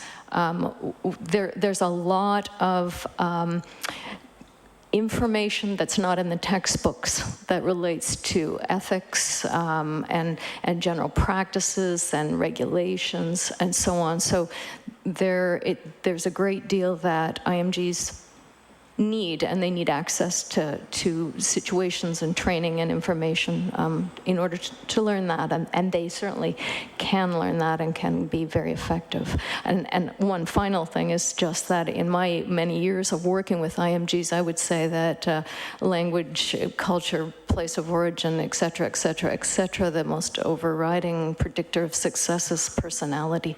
And there's a variety of personalities amongst Canadian trained physicians, as there is amongst IMGs. Exactly. And one of the other things I think about, we've talked today about the difficulty, well, we have a challenge getting people to serve in rural Nova Scotia as physicians and surgeons. And I can think if somebody was coming from another country here that have the cultural adjustment to make, but if they grew up in an urban area that also have to adjust to living in a rural area in a country that's maybe very different from where they grew up. So I don't know if you have any comment on that, but. I have a brief comment, and that is that it would be impossible to be an immigrant without having the ability to adjust, to be adaptable, to be flexible, to be a lifelong learner, to be able to set goals and work towards those goals. So I have every confidence in IMG's ability to adapt to new situations, because they've demonstrated it simply by virtue of taking on the massive challenge and adventure of immigrating to Canada. Thank you. And I certainly agree with that, but I should say, because I've seen it even around home, we've had people immigrate to the area and they've moved on because they wanted to live in a city. And because life is very different in little places like Judic, where I come from. And we've certainly tried to do everything we can to welcome them. And you're right, they are adaptive. But at the end of the day, people are going to go where they feel most comfortable. And if they're a little more comfortable in Toronto or somewhere, I guess, and I know the Deputy Minister of Health wants to comment. I'd like to hear his comments. I would also ask him if he could include this in his comments.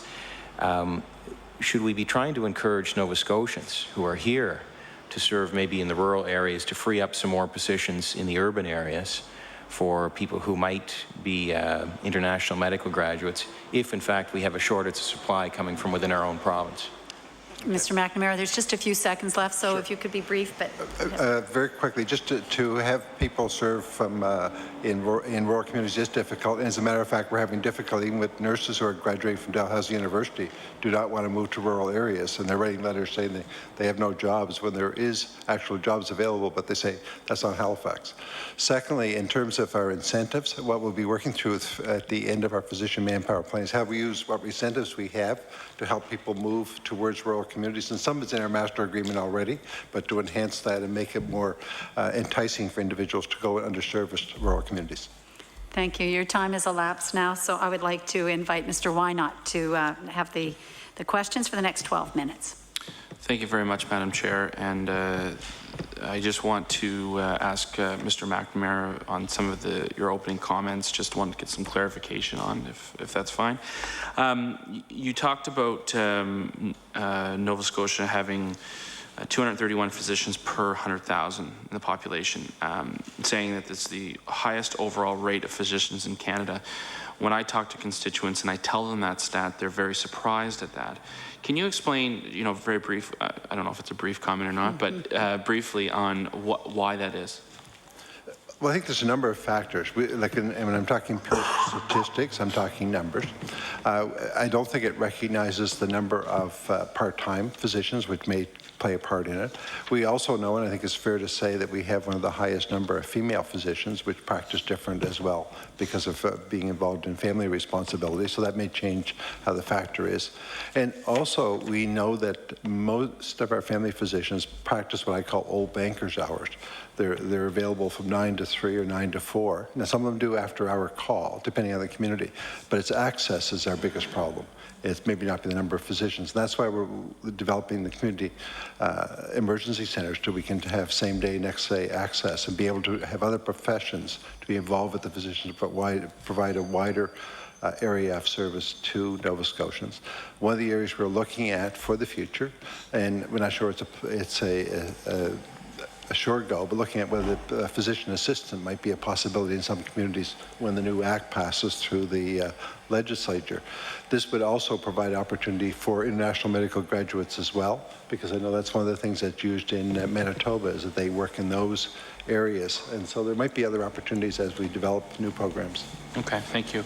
Can I ask Dr. Little just to Sure, add? yeah. Dr. Little.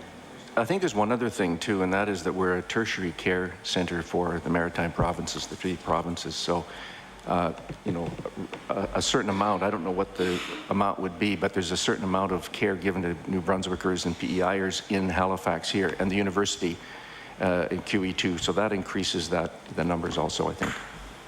Sure, thank you. You also, Mr. McNamara, you also said that about 30% of the doctors in Nova Scotia are IMGs, which is above the Canadian average.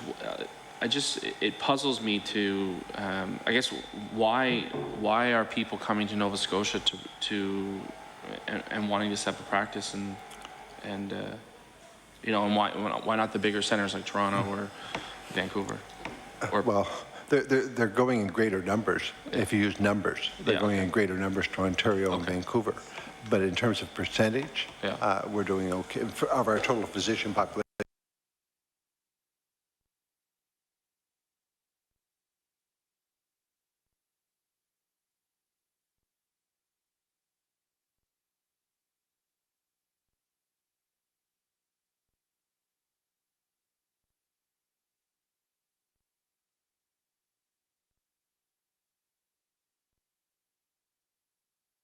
how people come into the system and to go through a new assessment, and that's made changes as well.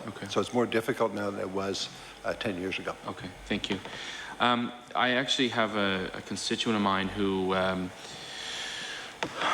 guess 3 months ago or so, emailed me. He was visiting family in England, and family member was a doctor and was interested in coming to Nova Scotia. What would be the first point of contact for someone who would want to come to Nova Scotia and to set up a practice? Would it be the Department of Health? Would it be immigration? Okay. Oh, immigration, obviously, first, and the College of Physicians and Surgeons for understanding what they would need to, what qualifications and standards to meet in order to be able to practice here. Okay. Dr. Little? Sorry. We can't license people who are not citizens or permanent residents. So they'd have to go through immigration. But they could certainly, again, ask for a review of their credentials to see if they were to come here, would they be licensable or what would they be required to do? Okay, thank you. I'm going to share my last few minutes with Mr. Scobar, who wants to ask a quick question, I believe. Mr. Scobar. Thank you very much. You mentioned, Dr. Little, that there are some of the Philippines in particular and Cuba, by a matter of public policy, produce more medical practitioners than they would need locally. If you don't mind, I'd like to hear a bit of an editorial on that. Like, to me, that doesn't necessarily seem like a bad thing to have certainly enough locally produced medical practitioners to meet your own needs and perhaps, export. No, I'm not criticizing that at all.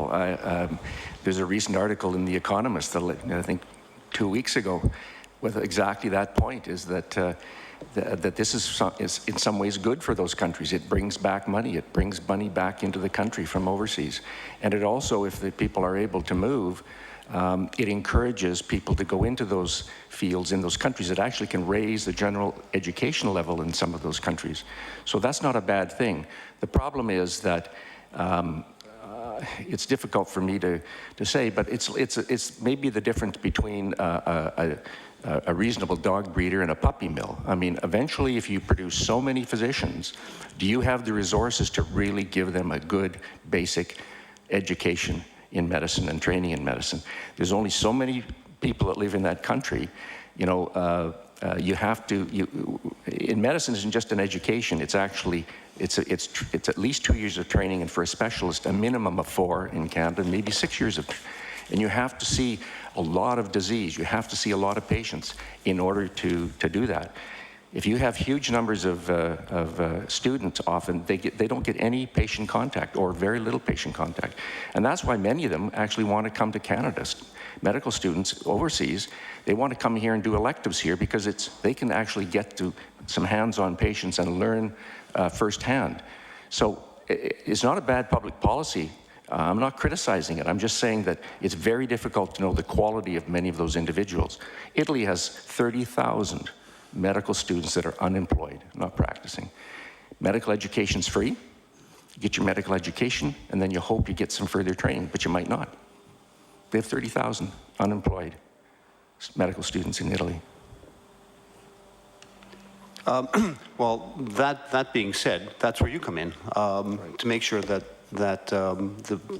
the medical practitioners we have here do meet the standards, and we have every confidence, in the college that that's going to happen. So, and I understand the concept of like a puppy mill compared to a dog breeder, and producing more people that have a degree that says they're a doctor than that are really capable and competent. That being said, are we? Do we have more capacity? Why, like from where I'm sitting and again, mostly rural Nova Scotia, access is an issue. Mm-hmm.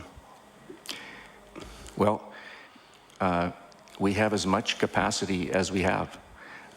If we want more capacity, we've got to invest in the capacity. It's like everything, you have to invest in it. If we want more capacity to assess IMGs, we need more resources. That's all. We need more trainers, we need more faculty, we need more money to set up assessment programs and that sort of thing. But all of those things can be done. We're demonstrating we can do it.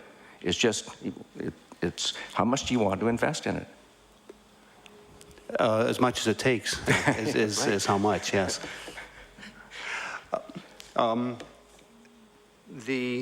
You also mentioned that Nova Scotia is the only province where the college determines the assessment of the IMGs, and the other provinces at the universities? No, the universities run the programs. We're the only organization, the only college that runs the program. The rest of it is all in the other provinces, paid through the university, by government through the university. We were the biggest supplier of IMG to the University of Manitoba up until we started the CAP program. And then we were told by the university there that the government had told them that they weren't to take any more people from outside of Manitoba to assess. And so we said, well, what are we going to do? So our organization invested $500,000. The doctors of Nova Scotia reached into their pocket, each one of them $200, and we set up the CAP program so that we could carry on and try to assist some of these IMGs. But we were shut out at Manitoba. Okay, that's all I had. Thank you. Were there more questions? Mr. Epstein? Thanks. You have a couple of minutes till 10:57. I think this is for the Deputy Minister, and we've been discussing IMGs, of course, as a very important aspect of our overall physician needs, and I'm thinking about your 10-year projections in the project that you're working on now. So there are two things I wonder about that. One is, if we're just doing this now, what on earth have we been doing before in terms of our understanding of what our physician needs are? And the other is, I wonder if you're planning on doing it for the other allied health professions that require a high level of education, like nurses and lab techs and medical technicians. It's probably a long answer, but let's take a whack at it. Okay. Well, there has been some work done on the other professions, maybe not perfectly, but at least some work. In the case of physicians, it hasn't been done in this province. In fact, the only province that has a physician manpower plan is PEI, countrywide. There are some districts or parts of provinces that have done it. And based on the work that was done in PEI, we felt it was important that we do this in Nova Scotia. For example, right now, if you are an individual who goes to medical school in Nova Scotia, you can graduate, you can set up a practice wherever you want, see as many patients as you want, as frequently as you want, and send the bill to the government. That's really the plan that's been in place. And so we've got to put some rigor into that so that we can understand what we need, and then how do we entice people to go to the right places. And it's the same, for example, we're looking at whether we can expand the growth of some of the other health professions to help in some of our rural communities, but we want to do it in a way so that we don't end up providing more services in the wrong areas of our province. And so it's a lot of work that has to be done to do it right. I can't speak for the past. I can just say that we've taken this on as something that we believe is the right thing to do in order to be able to put a path forward. So other provinces haven't done formal studies along these lines? Other than PEI, no, not as a full province. Yeah, that's stunning. So when provinces have thought about their overall physician needs, whether by GP or specialists or overall numbers, they've relied on general statistics and a sort of gut instinct. Is that what we've been looking at? I'm afraid your time has elapsed now. I can't answer. So, okay. Not because of her. Yeah, we had started a couple of minutes late, but we're now into our closing statements. The time's elapsed for questions. Mr. McKinnon, did you have a comment? Just on a point for information, if I could, we did hear that the number of Nova Scotians admitted to medical school were the same as last year and the same as the year before. In the supplying of the information for the last number of years and going back for as far as we can go, the information that I think we should be requesting is not the address when the person actually entered medical school. I think we should be looking, and the information would be available at Dalhousie on the high school, the point of entry into university from high school from Nova Scotia, because there's a fundamental difference, right? Okay. Because someone could be listed as a Nova Scotian graduate of the medical school and actually have had a Nova Scotia address upon entering medical school. Okay, thank you, Mr. McKinnon. We've made and that. if we can go back 20 years, I'd appreciate 20 that. years. I put as Thank far you. as possible. We'll try 20 years. Thank you. And I think now is the time for our closing statements. And Mr. McNamara, did you have some that you'd like to, or any comments you'd like to make? Just very shortly, I just want to thank the committee again for having us here. I think one of the things we do have to spend a lot of time is how do we retain those that we do have going through the program, and we also need to invite and ensure our communities work with us as well as the many agencies that, and particularly those that are here with us today. We are committed to ensuring that we provide good, safe medical health care to Nova Scotians, and we will work hard to do that. Thank you very much. And there's not much time, but we did start late. So if you had a few minutes, Ms. Kuchar, if you'd like to say a few words. Thank you. I have included in the package some suggestions, 10 suggestions for going forward. I think innovative thinking is needed. I think